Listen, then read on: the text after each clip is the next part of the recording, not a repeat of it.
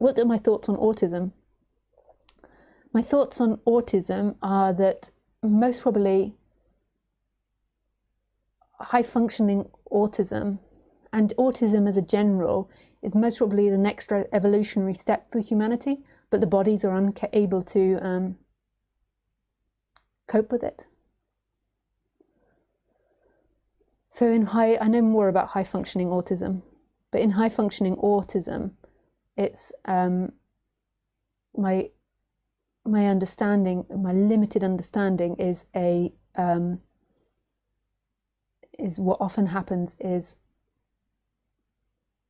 mind can only focus on one thing, and too many things are focused on create chaos, and this is something that is a downfall for a lot of autists. But they have the ability to function on one thing really well, and I feel like this is where society is beginning to go to. But it's like everything, that our evolution is happening so quickly. So yeah, and then when it's like people that have really strong autism, I think it's that the senses are overly chaotic. And I think that this is because of the next evolution that's going to happen in society, this one focusedness.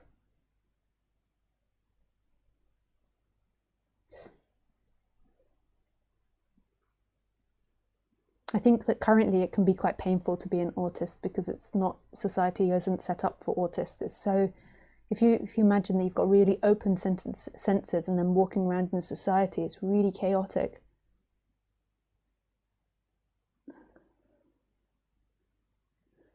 But I also, there's so much I don't know about autism. I've not researched it. I mean, I've researched it to an extent, but I'm not an expert in any way about it. Yeah. Thank you for your question. My dad was most probably autistic.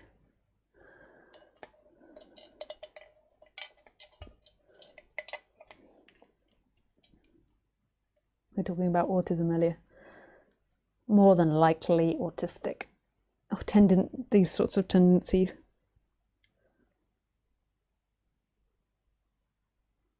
And people are so wrong about autism. Like often they say it's like lack of empathy. And somebody wrote to me the other day saying they feel like autism is the opposite. It's like too much empathy. And my dad was very empathetic. I remember when I was like maybe like 6 years old, and I was a little bit spoiled. Or maybe a lot, actually, if you compare me not to the Western world, but to the whole of society. Like my parents, my dad was a computer programmer, and they weren't like super rich, but they were well off enough to spoil me. And so I used to have these bunk beds, and on the top bunk bed, I had like all these teddies. Like maybe half of the bunk bed was full up of teddies. And I loved my teddies.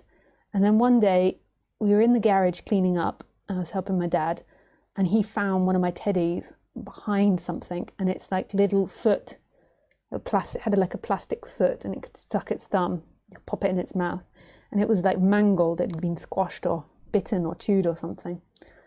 And he did a voice like, "Nobody loves me," as this little teddy, like, "I've been left behind this cupboard and now I've not got a hand." And like, I remember just bursting into tears and crying my eyes out at how sad it was for this teddy. And then it was like, this teddy got top priority after that with its little injury. I think I like wrapped it all up and bandaged it up, and then it got special bed and special position. And I think that was like my first memory of my strongest feeling of empathy was to my teddy that got locked in the garage.